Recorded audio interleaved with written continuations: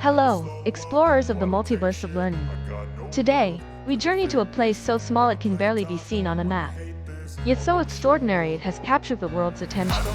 A fragment of land in the heart of Africa that defies logic, comfort, and survival itself. Get ready to discover the most densely populated island on Earth, Migingo Island, in Lake Victoria. Migingo is a tiny dot floating in the vast waters of Lake Victoria, the largest tropical lake in the world, and the second largest freshwater lake by surface area. Shared by Kenya, Uganda, and Tanzania, it's a place of beauty and tension. But on this rock barely 0.002 square kilometers wide, over 1,000 people live packed together, each with less than 2 square meters of space, about the size of a single bed. From above, Migingo looks like a patchwork of metal roofs, narrow alleys, and tangled wires. Sunlight struggles to pierce the rusty rooftops, and the air is thick with the smell of fish, smoke, and light. And yet, within this chaos, the island pulses with energy, a miniature city floating on the lake.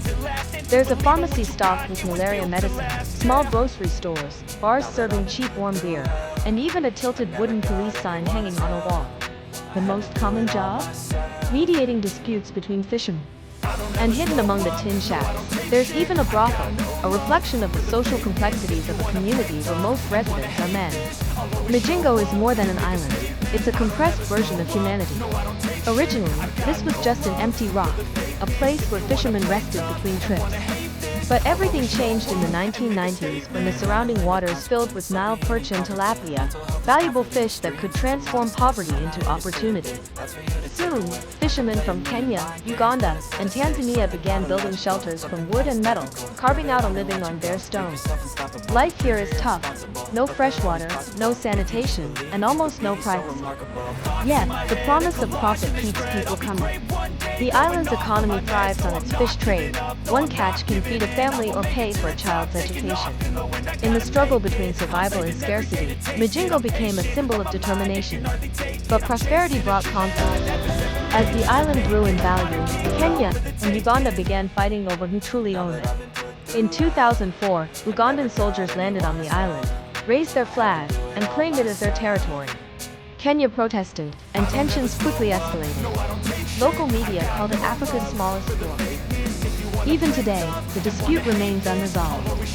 Yet, the people of Migingo have chosen unity over politics.